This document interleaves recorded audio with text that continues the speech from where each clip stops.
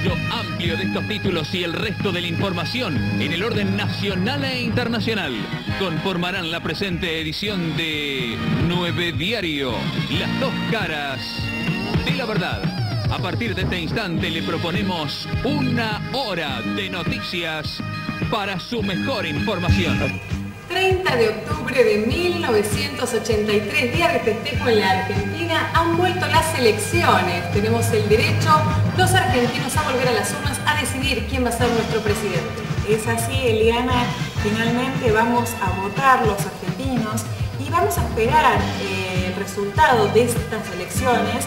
Por eso vamos a repasar los principales partidos que están jugándose cabeza a cabeza.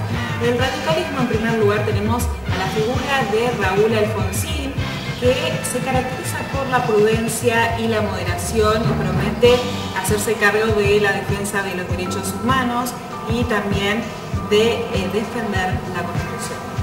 Muy bien, por su parte el Partido Justicialista, su principal exponente es Luder, ¿sí?, que lo acompaña en la fórmula el señor Felipe Videla.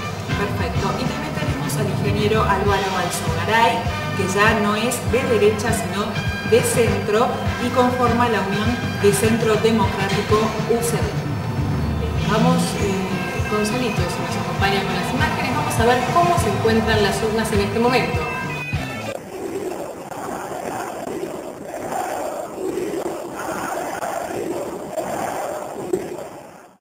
La campaña electoral de Alfonsín busca sobre todo transmitir una imagen de paz y evitar todo conflicto, gestos de violencia en los actos o discursos agresivos.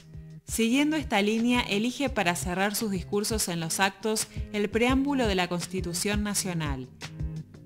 En cambio, el cierre de campaña del Partido Justicialista se destaca por la quema de un ataúd con las siglas de la UCR.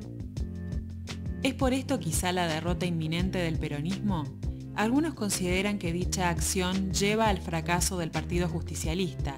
Sin embargo, la mayoría de los analistas políticos estiman que el candidato de la UCR habría triunfado de todas formas. Alfonsín gana las elecciones del 30 de octubre con el 51,7% de los votos frente al 40,1% del peronismo.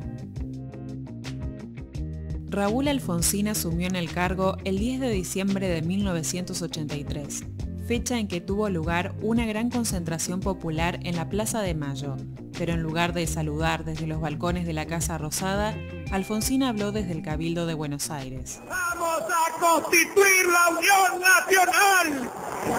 ¡Consolidar la paz interior! ¡Afianzar la justicia!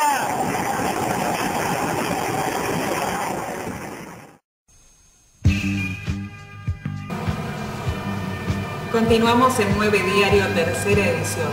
Noticia de último momento. Estamos ante un hecho sin precedentes en la República Argentina. Hoy, 15 de diciembre de 1983, el doctor Raúl Alfonsín ha sancionado los decretos 157 y 158. Así es, Florencia. El primero ordena enjuiciar a los dirigentes de las organizaciones ERP y Montoneros, los grupos guerrilleros. En este caso, el segundo, lo que dictamina también es enjuiciar a las 3 juntas militares, los responsables del golpe de Estado del 24 de marzo de 1976 y obviamente también de la Guerra de Malvinas, que trajo tanto dolor y tanto sufrimiento a la sociedad argentina. Vamos con las imágenes.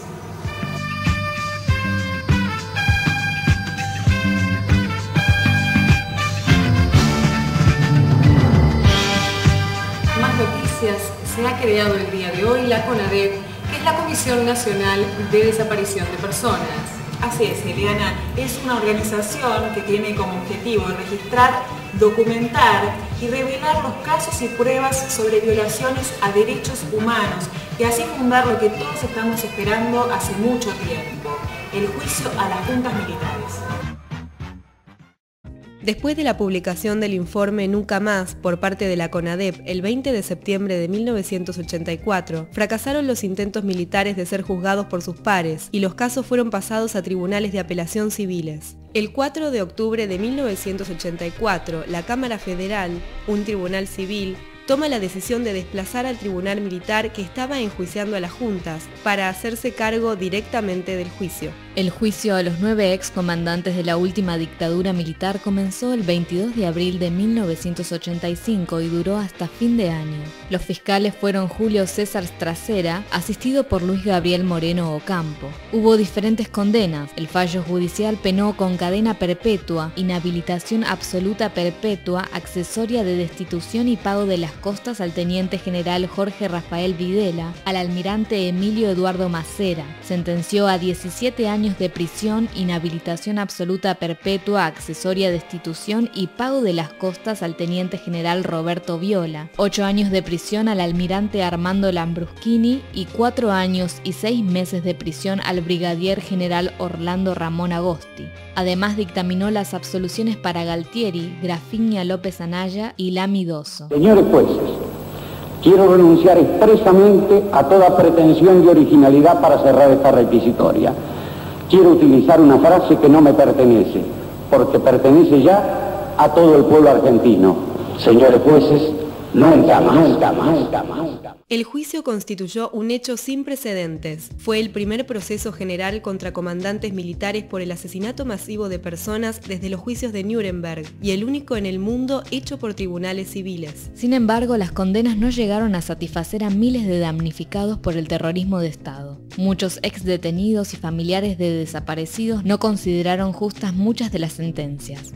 Las madres de Plaza de Mayo disconformes denunciaron que el juicio a las juntas militares no daba a conocer toda la verdad sobre los crímenes, ni determinaba quién dio órdenes y quién las cumplió. Continuamos con más noticias. Finalmente el gobierno ha encontrado una solución favorable para el creciente problema económico que estamos sufriendo, llamado la deuda odiosa, que nos ha dejado el gobierno anterior, el gobierno de facto. Intervención del FMI, el nuevo ministro de Economía, Juan Vitale Zurubí, ha decretado el Plan Austral. Ahora la moneda argentina dejará de llamarse peso y pasará de llamarse austral. Vamos con las imágenes, Gonzalito, por favor. Se presenta la creación de una nueva moneda, el austral. Se busca el congelamiento de todos los precios de la economía y el establecimiento del mecanismo de desagio para desindexar los contratos. El plan austral funcionó bien al principio. En pocos meses, la tasa de inflación mensual fue del 2%, algo inusual en la economía argentina del último siglo. Pero en 1986, la inflación volvió a ascender y los precios de cada sector comenzaron a ser afectados. Esto se agravó aún más con la caída de los precios de los productos argentinos de exportación en un 40%. El gobierno decidió entonces flexibilizar las normas de congelación de precios, pero no dio gran resultado.